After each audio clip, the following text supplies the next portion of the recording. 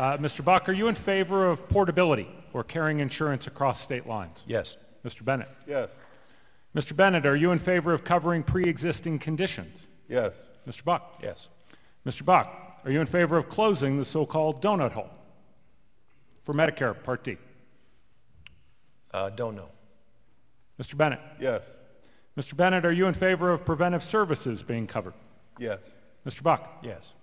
Mr. Buck, are you in favor of young adults up to the age of 26 being able to be covered by their parents' policies? No. Mr. Bennett? Yes. Mr. Bennett, does there need to be tort reform? Does there need to be tort reform to deal with malpractice insurance? Yes. Mr. Buck? Yes. Mr. Buck, is the health care mandate in the current reform constitutional? No.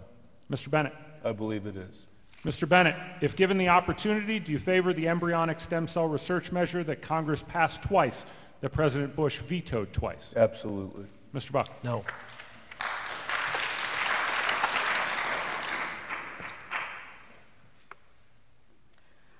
I guess the next question is more It was open-ended. you know what? Until the very end, Ken Buck was almost for the health care reform bill.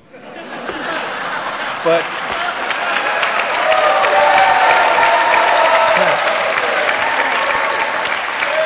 The next question. But how would we know what's in those 2,400 pages with those 10 tax increases? We'll start with Mr. Ellsworth.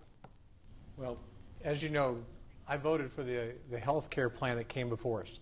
It was important that we took, when I first started to run for Congress 4 years ago, my first meetings with constituents were that if you get elected, please do something about the rising cost of health care in this country. I'm proud that we took it on. I think that it does some great things. I think that it eliminates pre-existing conditions for children and then eventually for adults. It finally closes the donut hole for seniors so that when they get to a certain point of using medications, they don't have to go into bankruptcy or stop taking medicine. It eliminates the caps. So if you get sick and you, in a lifetime sickness, you don't spend your whole entire savings on your health care. It gives tax breaks to small business so they can afford to provide health care. And I think that's a very important first step. Is the bill perfect? Absolutely not. Will it be added to and deleted from? It will. But it was a good first step and we should do it. Thanks for the question. First, I got to reject out of hand the idea that the people of Wisconsin oppose this. I've done town meetings in every one of Wisconsin's 72 counties for the last 6 years since I got reelected. And when I ran, I said, if you elect me, I'm going to try to do something to have national health care legislation. And the evidence we have is that 60% of Wisconsinites favored us doing something over those years, and 40% probably didn't want us to do it. In fact, right here in Marathon County, in the heat of all those tough town meetings, it was about 50-50. So I had to figure out what Wisconsin people really wanted. And what we came up with was a plan that I think makes sense. It is not the takeover of the health care system by the federal government, which Mr. Johnson likes to say it is. It just didn't do that. It's really a compromise. It's sort of in the Wisconsin tradition. For like 100 years, we have had a strong private insurance system here, but with strong regulation of insurance. In fact, we have the strongest regulation of insurance through the Insurance Commission of almost any state.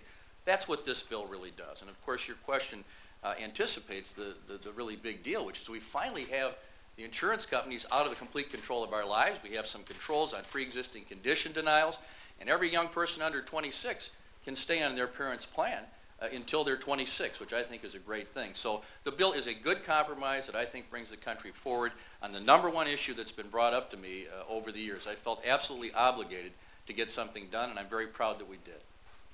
I want what I voted for. I want this bill, because I think it's the right solution. Yes, I would have preferred a public option. I think it would have made it even stronger.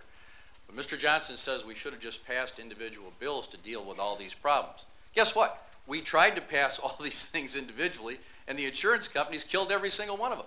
We tried to have a patient's bill of rights for years. We had a huge effort, a bipartisan effort. The insurance companies killed it. We got it in this bill. They've killed the ability of us to make sure that over 1 million Wisconsinites are protected from being denied coverage because of a pre-existing condition. By putting it in this bill, we've got the protection. They've been able to let insurance companies completely prevent people from being able to have lifetime coverage because of lifetime limits on their coverage. And that was eliminated in this bill. And of course, the big thing you mentioned is we finally got that donut hole filled. We've got seniors between $2,000 and $6,000 of expenditures are getting absolutely no coverage for their prescription drugs. We tried to do that before, Ron. couldn't do it. So the idea of doing it bill by bill, it ain't going to happen. It happened because we got together and did a package that really finally put us in control and took the insurance companies out of control, and I sure don't want to see that repealed.